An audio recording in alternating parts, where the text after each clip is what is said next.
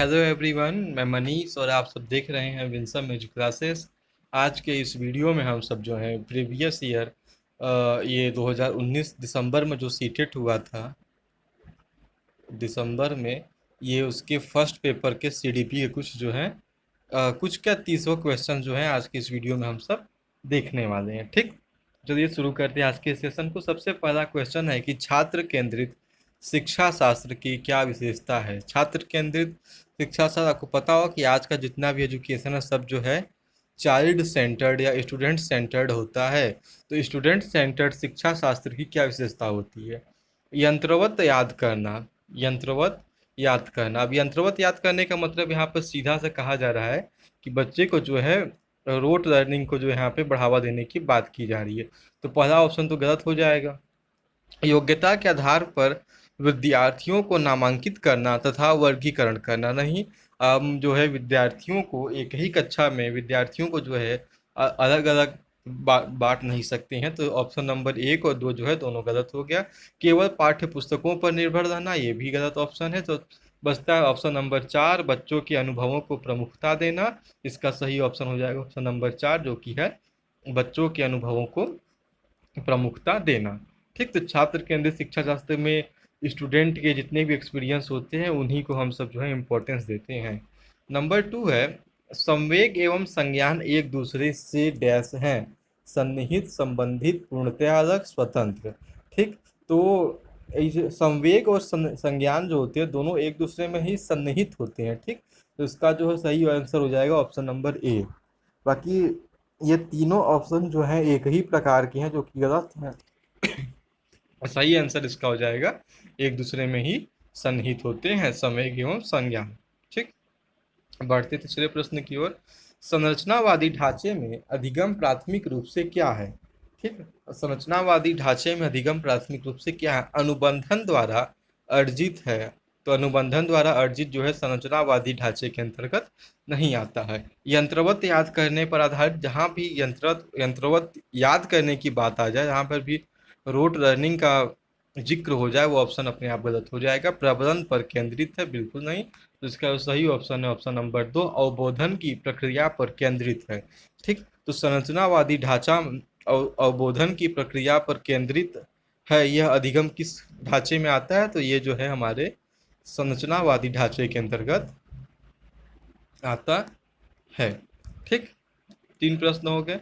बढ़ते अगले प्रश्न की ओर। चौथा प्रश्न है कि अनेक घटनाओं के बारे में बच्चों के द्वारा बनाए गए सहजानुभूत सिद्धांतों के संदर्भ में शिक्षिका को क्या करना चाहिए। ठीक, अब कोई बच्चा है, वो बहुत सारी घटनाओं को देखकर बहुत सारी घटनाओं को देखकर क्या करता है, कुछ ऑब्जर्व करता है। ठीक, ऑब्जर्व करके कुछ जो है रूल्स बनाता था, कुछ जो है सिद्धांत बनाता है, हम जो सिद्धांत जो है वो बनाता है। तो एज अ टीचर आप उसके बारे में क्या कर सकते हैं? बार बार याद करने के द्वारा एक सही सिद्धांत से बदल देना चाहिए। नहीं, अगर बच्चा कोई चीज़ ऑब्जर्व किया है तो उसे जो है हम सब बार बार याद करने के द्वारा, याद करने की बात आ गई तो अपने आप ये गलत ही हो जाएगा और एक सही सिद्धांत बदल जाना चाहिए, बिल्कुल नहीं। इससे आप बच्चों की मानसिकता के साथ खिलवाड़ करेंगे। प्रतिकूल प्रमाण एवं उदाहरणों को प्रस्तुत करके बच्चों के इन सिद्धांतों को चुनौती देना चाहिए। बिल्कुल, अगर बच्चा कोई सिद्धांत बनाया और बाई चांस वो सिद्धांत गलत होगा तो आपको है उस सिद्धांत के अपोजिट जो है सिद्धांत पेश करना होगा, जो कि अप्रूव्ड हो, जिससे जो है बच्चों के जो थ्योरी उन्होंने बनाया उस पर आप सब चुनौती दे सके, उसे चैलेंज कर सके। बच्चों के इन सिद्धांतों को अनदेखा कर देना नहीं है। चाइल्ड सेंटर्ड एजुकेशन में बच्चों को आप किसी प्रकार से अनदेखा नहीं कर सकते और बच्चों को दंडित करना चाहिए, ऑप्शन तो कभी जिंदगी में ही नहीं होगा। तो ऑप्शन 1, 2, 3 गलत हो और 1, 3, 4 गलत है। इसका सही जवाब हो जाएगा ऑप्शन नंबर 2, प्रतिकूल प्रमाण एवं उदाहरणों को प्रस्तुत करके बच्चों के इन सिद्धांतों को चुनौती देना। ठीक, 4 का हो जाएगा ऑप्शन नंबर 2। अगला प्रश्न है कि बच्चों को अधिगम गतिविधियों में भागीदारी करने के लिए लगातार पुरस्कार देना व दंड का प्रयोग करने से क्या प्रभाव पड़ता है। ठीक, इससे क्या प्रभाव पड़ता है? तो इसमें यह बच्चों के प्रदर्शन आधारित लक्ष्यों के बजाय निपुणता पर ध्यान देने के प्रोत्साहित करेगा। नहीं, अधिगम में बच्चों की स्वाभाविक अभिरुचि व जिज्ञासा कम होगी। बाहरी अभिप्रेरणा कम होती है, आंतरिक अभिप्रेरणा बढ़ती है। अब यहाँ का सीधा से कहने का मतलब है, कोई बच्चा है उसको जो अधिगम के दौरान लगातार उसे आप पुरस्कार दे रहे हो और दंड दे रहे हो, तो उससे क्या होगा? जैसे आप ही कोई भी काम करें, आपके टीचर आपको शाबाश बोलते रहें, छोटी से छोटी काम, बड़ी से बड़ी काम, हर बार आपको सिर्फ शाबाशी मिले या एज ए गिफ्ट कोई टॉफी दे, ठीक, या बार बार आपको जो है दंडित किया जाए, तो उसमें क्या होगा? आपके अंदर की जो जिज्ञासा और अभिरुचि होगी वो कम हो जाएगी। तो इसका जो सही आंसर हो जाएगा ऑप्शन नंबर 2, अधिगम में बच्चों की स्वाभाविक अभिरुचि तथा जिज्ञासा कम होना। उनके अंदर एक ऐसा फीलिंग आ जाएगा कि मैं तो कुछ भी करूंगा तो मुझे पुरस्कार ही मिलना है, मैं कुछ भी करूंगा तो मुझे दंड ही मिलना है। तो वे जो है उस कार्य में जो है रुचि लेना बंद कर देंगे। तो पांचवा का सही जवाब हो जाएगा ऑप्शन नंबर 2। संरचनावादी सिद्धांतों के अनुसार बारे में अधिगम के बारे में निम्नलिखित कथनों में से कौन सा सही है? अधिगम आवृत्तीय संबंधों के द्वारा व्यवहारों का अनुबंधन है। आवृत्तीय संबंध के द्वारा व्यवहारों का अनुबंधन है। अधिगम सक्रिय विनियोजन के द्वारा ज्ञान की संरचना की प्रक्रिया है। ये ज्ञान की संरचना की प्रक्रिया है। अधिगम पुनरुत्पादन एवं स्मरण की प्रक्रिया है, नहीं। और अधिगम यंत्रवत याद करें, यंत्रवत याद, ये भी गलत। तो 3 और 4 तो ऐसे ही गलत हो जाएंगे, बचते हैं ऑप्शन नंबर 1 और 2। तो आवृत्तीय संबंध के द्वारा व्यवहारों का अनुबंधन अधिगम नहीं होता है संरचनावादी सिद्धांतों के अनुसार।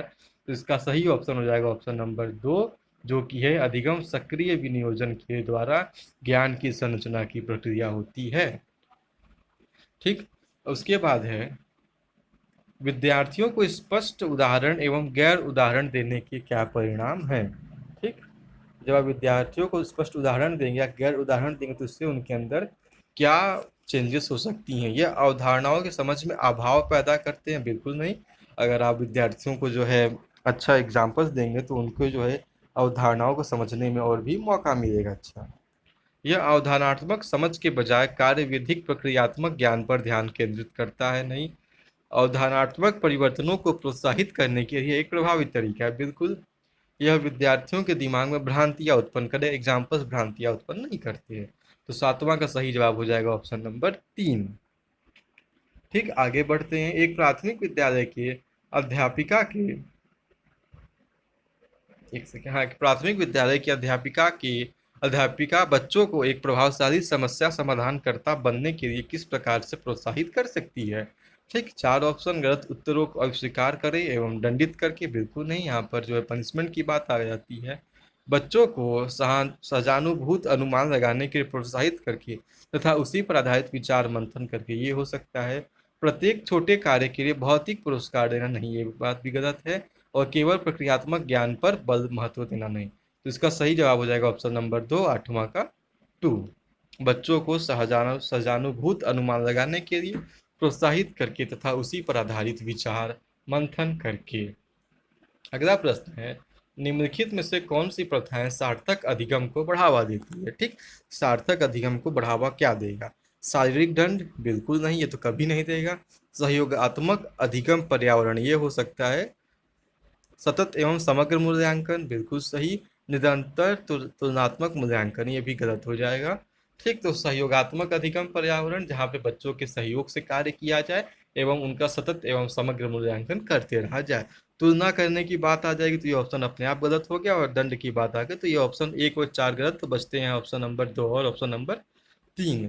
तो ऑप्शन नंबर 2 और 3 आते हैं चौथे में, तो इसका सही जवाब हो जाएगा ऑप्शन नंबर 4। कौन कौन से ऑप्शन थे? तो थे सहयोगात्मक अधिगम पर्यावरण और सतत एवं समग्र मूल्यांकन, ऑप्शन नंबर 4 इसका एकदम सही है। अगला प्रश्न है कि शिक्षक बच्चों की जटिल अवधारणाओं की समझ को किस प्रकार सहज कर सकते हैं? बार बार यांत्रिक अभ्यास के द्वारा, नहीं। अन्वेषण एवं परिचर्चा के लिए अवसर उपलब्ध करके, ये ऑप्शन हो सकता है। एक व्याख्यान देकर, व्याख्यान जो है मनोवैज्ञानिक तरीका, बिल्कुल नहीं होगा। प्रतियोगात्मक अवसरों की व्यवस्था करके, नहीं।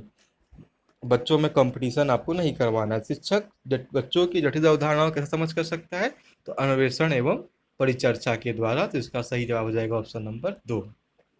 अगला प्रश्न है, व्यक्तिगत भिन्नताओं का प्राथमिक कारण क्या है? पर्यावरणीय प्रभाव, आनुवंशिकता एवं पर्यावरण के बीच जटिल पारस्परिक संबंध, लोगों के द्वारा माता पिता से प्राप्त आनुवंशिक संकेत कोड, जन्मजात विशेषता।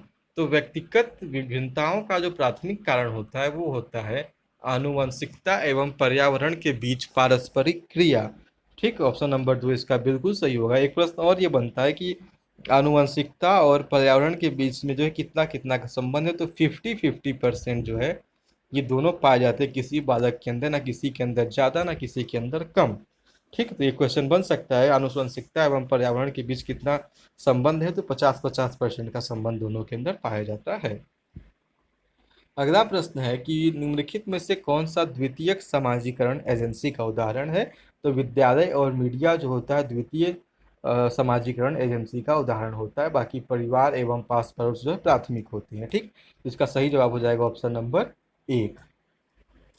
बढ़ते अगले प्रश्न की ओर कि निम्नलिखित अवधि में से किसमें शारीरिक वृद्धि एवं विकास तीव्र गति से घटित होता है। यहाँ पर किसकी बात हो रही है, शारीरिक वृद्धि एवं विकास की बात हो रही है। मध्य बाल्यावस्था एवं किशोरावस्था में जो है शारीरिक वृद्धि एवं विकास तेजी से नहीं होता है। किशोरावस्था एवं अवस्था में तो बिल्कुल नहीं होगा, प्रारंभिक बाल्यावस्था एवं मध्य बाल्यावस्था में भी नहीं होता है। इसका जो बेस्ट जवाब होगा वो होगा शैशवावस्था एवं प्रारंभिक बाल्यावस्था। इसी दौरान जो है बच्चों में तेज शारीरिक विकास जो है पाया जाता है। इसका सही जवाब हो जाएगा ऑप्शन नंबर 3। 13 का सही जवाब है ऑप्शन नंबर 3। निम्नलिखित में से कौन सा विकास का सिद्धांत नहीं है। सिद्धांत यहाँ ध्यान से नहीं है पूछा है। ठीक, तो विकास आनुवंशिकता एवं पर्यावरण दोनों के द्वारा प्रभावित होता है, बिल्कुल प्रभावित होता है। विकास जीवन पर्यंत होता है, बिल्कुल जीवन पर्यंत होता है, तथा विकास जो है परिवर्त्य भी होता है।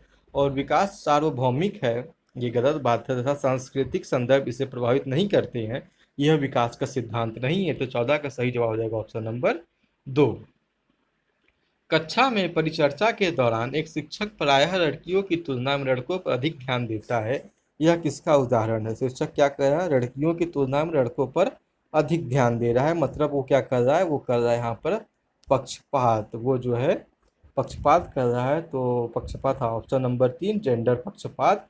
वह जो है लिंग पक्षपात कर रहा है, जो कि एक शिक्षक को कभी नहीं करना चाहिए। तो 15वां का सही जवाब हो जाएगा ऑप्शन नंबर 3। आगे बढ़ते हैं कि बच्चों में जेंडर रूढ़िवादिता एवं जेंडर भूमिका अनुरूपता को कम करने के निम्नलिखित में से कौन सी पद्धति प्रभावशाली है। रूढ़िवादिता का मतलब होता है जो वर्षों से कुछ जो है परंपराएं चली आती हैं जो कि गलत होती हैं। ठीक, तो उन्हीं परंपराओं उन्हीं विचारधाराओं की अनुरूपता को कम करने के लिए आप क्या कर सकते हैं। जेंडर पृथक खेल समूह बनाना नहीं, जेंडर पृथक की बात आ जाएगी। पृथक मीन्स फिर आप यहाँ अलग कर, लड़कों का झुंड अलग होगा, लड़कियों का अलग होगा, तो ये गलत हो जाएगा। जेंडर पृथक बैठने की व्यवस्था भी गलत हो जाएगी। जेंडर पक्षपात के बारे में परिचर्चा ये ऑप्शन हो सकता है। एवं जेंडर विशिष्ट भूमिकाओं को महत्व देना बिल्कुल नहीं, यहाँ पर विशिष्ट बात आ जाए तो ये गलत हो जाएगा। तो इसका सही जवाब हो जाएगा ऑप्शन नंबर 3। हम परिचर्चा के माध्यम से ही बच्चों के अंदर जो है जेंडर रूढ़िवादिता एवं जेंडर भूमिका अनुरूपता को कम कर सकते हैं। ठीक, बढ़ते अगले प्रश्न की ओर। निम्नलिखित में से किस मनोवैज्ञानिक ने बच्चों को ज्ञान के सक्रिय जिज्ञासी के रूप में देखते हुए उनके चिंतन पर सामाजिक एवं सांस्कृतिक विषय वस्तुओं के प्रभाव को महत्व दिया है। अब देखिए यहाँ किसकी बात हो रही है, सामाजिक सामाजिक विषय वस्तुओं को जो है हमेशा वाइगोत्स्की ने ही बताया है कि बच्चों पर जो भी उनके चेंजेस होते हैं, बच्चों में जो भी प्रभाव होते हैं वो किसके द्वारा पड़ते हैं, तो सामाजिक एवं सांस्कृतिक विषय वस्तुओं के द्वारा पड़ते हैं। तो इसका सही जवाब हो जाएगा लेओ वाइगोत्स्की। ठीक, आगे बढ़ते हैं कि भाषा के अर्जन एवं विकास के लिए सर्वाधिक संवेदनशील अवस्था कौन सी है। ठीक, तो जब भी बच्चों भाषा का विकास की बात करते हैं हम, तो भाषा का विकास जो है प्रारंभिक बाल्यावस्था में ही बहुत तेजी से होता है, ये बहुत ही ज़्यादा संवेदनशील अवस्था होती है। आप देखते होंगे अपने आस पड़ोस या घर में छोटे छोटे बच्चे होते हैं, आप उनके सामने जो बात कहते हैं वो उन्हीं सब बातों क्या करते हैं, रिपीट करते दोहराते हैं। तो सबसे ज़्यादा संवेदनशील अवस्था जो होती है वो प्रारंभिक बाल्यावस्था होती है। किशोरावस्था में तो बालक जो है भाषा को सीख जाता है, जन्म पूर्वावधि में वो कुछ नहीं सीखता। मध्य बाल्यावस्था संवेदनशील नहीं होता। इसका सही जवाब रहेगा ऑप्शन नंबर 4 प्रारंभिक बाल्यावस्था। अगला प्रश्न देखते हैं कि निम्नलिखित में से कौन सी लॉरेंस कॉल्सबर्ग के द्वारा प्रस्तावित नैतिक विकास की एक अवस्था है। ठीक, तो इसमें बात करते हैं अवस्था की। एक सेकेंड, कौन सी अवस्था है, ठीक। बढ़ गया है, हाँ। 19 का, निम्नलिखित में से कौन सी लॉरेंस लॉरेंस कॉल्सबर्ग के द्वारा प्रस्तावित नैतिक विकास की एक अवस्था है, ठीक है। यहाँ बात करते हैं तो मूर्त संक्रियात्मक अवस्था ये तो जीन पियाजे का है, और उद्योग बनाम अधीनता अवस्था है तो कहीं है ही नहीं। प्रसुप्ति प्रसुप्ति अवस्था ये भी नहीं होता। सामाजिक अनुबंधन अभिविन्यास जो है ये लॉरेंस कॉल्सबर्ग के द्वारा प्रस्तावित नैतिक विकास में एक अवस्था का ही नाम है। तो 19वें प्रश्न का सही जवाब हो जाएगा ऑप्शन नंबर 4। बढ़ते अगले प्रश्न की ओर कि निम्नलिखित व्यवहारों में से कौन सा जीन पियाजे के द्वारा प्रस्तावित मूर्त क्रियात्मक अवस्था को विशेषित करता है। आथागित अनुकरण और पदार्थ स्थायित्व, प्रतीकात्मक खेल, विचारों की अनुक्रमणिकता, परिकल्पित निगमनात्मक तर्क एवं माध्यापक, और जो अंतिम ऑप्शन है संरक्षण एवं कक्षा समावेशन। किस अवस्था की बात हो रही है? मूर्त प्रक्रियात्मक अवस्था। तो मूर्त प्रक्रियात्मक अवस्था में संरक्षण और कक्षा समावेशन जो है इसमें जीन पियाजे के द्वारा बताया गया है कि बच्चों के अंदर ये आ जाता है। जिसका सही जवाब आएगा ऑप्शन नंबर 4। बच्चों के संज्ञानात्मक विकास के संदर्भ में निम्नलिखित में से कौन सी जीन पियाजे की संरचना है? अनुबंधन, प्रबलन, स्कीमा, अवलोकन, अधिगम। ठीक, तो जहाँ जीन पियाजे की बात होगी और बच्चों की जब मानसिक संरचना के बारे में हम जिक्र करेंगे तो उसका सही जवाब हो जाएगा स्कीमा। स्कीमा क्या होता है? अ सेट ऑफ नॉलेज, ज्ञान का एक भंडार होता है। जीन पियाजे के अनुसार जो यही एक संरचना पाई जाती है। तो किसवे का सही जवाब हो जाएगा ऑप्शन नंबर 3। आगे बढ़ते हैं। जिक्सॉ पहेली को करते समय 5 वर्ष की नजमा स्वयं से कहती है नीला टुकड़ा कहाँ है? नहीं, यह वाला नहीं, गाढ़े रंग वाला जिसमें यह जूता पूरा बन जाएगा। इस प्रकार की वार्ता को वाइगोत्स्की किस प्रकार संबोधित करते हैं? जो नजमा है वो किसी और से बात नहीं कर रही, वो बैठ के जिक्सॉ को सॉल्व कर रही है तथा खुद से ही वो बात करती है। जब भी व्यक्ति खुद से कोई चीज़ बात करता है तो यहाँ पर क्या व्यक्तिगत वार्ता उसे हम सब कहते हैं। पाठ ढांचा, आत्मकेंद्रित वार्ता, जोर से बोलना, ये तीनों इसके गलत आंसर हो जाएंगे। तो 22वें का सही जवाब हो जाएगा ऑप्शन नंबर 3। आगे बढ़ते हैं कि बच्चों को संकेत देना तथा आवश्यकता पड़ने पर सहयोग प्रदान करना निम्नलिखित में से किसका उदाहरण है? ठीक, ये फिर यहाँ वाइगोत्स्की का बात आता है। वाइगोत्स्की ने बताया कि एक एरिया तक बच्चों को जो है खुद से करने दिया जाए, और जब वो कमजोर पड़े अर्थात वो ना कर पाए तो उनको क्या किया जाए? हेल्प दिया जाए। उन्होंने इसे जो बताया था ZPD बताया था, जोन ऑफ प्रॉक्सिमल डेवलपमेंट। तो इसको वाइगोत्स्की ने क्या बताया था? ढांचा या पार्ट। इसके फोल्डिंग वाइगोत्स्की के अकॉर्डिंग क्या होता है? इसके फोल्डिंग ही होता है कि जब बच्चे जो हैं आवश्यकता पड़ने पर उनको कोई सहयोग प्रदान किया जाए। तो वाइगोत्स्की के अनुसार ये क्या पार या ढांचा अर्थात जिसके फोल्डिंग होता है। बढ़ते अगले प्रश्न की ओर। रूही हमेशा समस्या के एकाधिक समाधानों के बारे में सोचती है। एकाधिक मीन्स एक से अधिक समाधानों के बारे में सोचती है। इनमें से काफी समाधान मौलिक होते हैं। मौलिक मीन्स न्यू, खुद से इन्वेंट करती है। रूही किन गुणों का प्रदर्शन कर रही है? इसमें आप सोचने की बात नहीं है। जब आप मौलिक चिंतन करते हैं और एक से अधिक समाधान निकालते हैं किसी एक समस्या के बारे में, तो जो आप जो है सृजनात्मक चिंतन कर रहे हैं, इसका सही जवाब भी हो जाएगा सृजनात्मक विचारक। ठीक, तो अब इसका सही जवाब हो जाएगा ऑप्शन नंबर 3। आकलन का प्राथमिक उद्देश्य क्या होना चाहिए? विद्यार्थियों को आकलन मीन्स जो स्कूल में एग्जाम्स वगैरह होते हैं या जो टीचर आपको ऑब्जर्व करता है, तो उसका जो है प्राथमिक उद्देश्य क्या होना चाहिए? विद्यार्थियों के प्राप्त अंकों के आधार पर उनको नामांकित करना नहीं। प्राथमिक उद्देश्य तो ये बिल्कुल नहीं होगा। रिपोर्ट कार्ड में उत्तीर्ण या अनुनामित करना बिल्कुल नहीं। विद्यार्थियों के श्रेणी निश्चित करना ये भी नहीं होगा। और संबंधित अवधारणाओं के बारे में बच्चों की स्पष्टता एवं भ्रांतियों का समझना।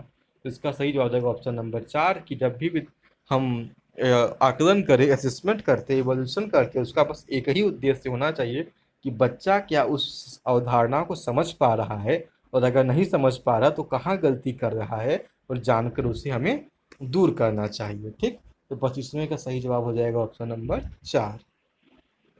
निम्नलिखित कथनों में से कौन सा कथन बुद्धि के बारे में सही है? ठीक, अब यहाँ एक क्वेश्चन आ गया बुद्धि से। तो बुद्धि एक एकात्मक कारक है तथा एक एकाकी विशेषक। बिल्कुल गलत। एकात्मक कारक तो बुद्धि है ही नहीं, इसमें ढेर सारी चीजें पाई जाती हैं। बुद्धि बहुआयामी तथा जटिल योग्यताओं के एक समूह है। बिल्कुल बहुआयामी बुद्धि होता है। बुद्धि एक निश्चित योग्यता है जो जन्म के समय निर्धारित होती है, बिल्कुल गलत। बुद्धि को मानकीकृत परीक्षणों के प्रयोग के द्वारा सटीक रूप से मापा एवं निर्धारित किया जा सकता है, नहीं। बुद्धि को ना निर्धारित किया जा सकता ना माप सकते हैं आप। ये योग्यता निश्चित नहीं होती, ना जन्म से ही निर्धारित होती है। एकात्मक और एकाकी भी नहीं होता। इसका सही जवाब है ऑप्शन नंबर 2 कि बुद्धि क्या होता है, बहुआयामी होता है और जटिल योग्यताओं का एक समूह होता है। पठन फैलाव बच्चों के प्राथमिक लक्षण क्या होते हैं? धारा प्रवाह पढ़ने की अक्षमता, एक ही गति विषयक कार्य को बार बार दोहराना, न्यून अवधान विकार, एचडी एडीएचडी हो जाएगा। अपसारी चिंतन, पढ़ने में धारा प्रवाहिता, तो एक नंबर सही हो जाएगा। पठन वैप्लव अर्थात जो डायरेक्सिया के बच्चे होते हैं वो धारा प्रवाह पढ़ने में अक्षम होते हैं। अगला प्रश्न है कि शिक्षा का अधिकार अधिनियम 2009 में उल्लेख की गई समावेशी शिक्षा की अवधारणा। तो शिक्षा का अधिकार अधिनियम 2009 में उल्लेख की गई समावेशी शिक्षा की अवधारणा निम्नलिखित में से किस पर आधारित है? ठीक, तो अधिकार आधारित मानवतावादी परिप्रेक्ष्य मुख्यतः व्यवसायिक शिक्षा उपलब्ध करा करके अशक्त बच्चों को मुख्य धारा में शामिल करना, या व्यवहारवादी सिद्धांत अशक्त बच्चों के लिए एक सहानुभूति अभिवृत्ति के सहानुभूति की बात आती है, तो ऑप्शन नंबर 4 जो है पूरी तरह से गलत हो जाएगा। आगे देखते हैं व्यवहारवादी सिद्धांत, तो ऑप्शन नंबर 1, 2, 3 तीनों में से ज़्यादा सही जो सीबीएसई ने माना था वो था ऑप्शन नंबर 1, अधिकार आधारित मानवतावादी परिप्रेक्ष्य। हालांकि बहुत सारे लोगों का ये भी मत था कि ऑप्शन नंबर 2 जो है ज़्यादा सही होना चाहिए, परंतु जैसे सीबीएसई की मर्जी, तो 28 का हो जाएगा ऑप्शन नंबर 1। समावेशी शिक्षा किस पर आधारित है? अधिकार आधारित मानवतावादी परिप्रेक्ष्य पर। शिक्षण अधिगम प्रक्रिया में वंचित समूह से संबंधित विद्यार्थियों के द्वारा सहभागिता कम होने की स्थिति में एक शिक्षक को क्या करना चाहिए? इन विद्यार्थियों से अपनी अपेक्षाओं को कम करना चाहिए? बिल्कुल नहीं, वंचित समूह की बात हो रही है।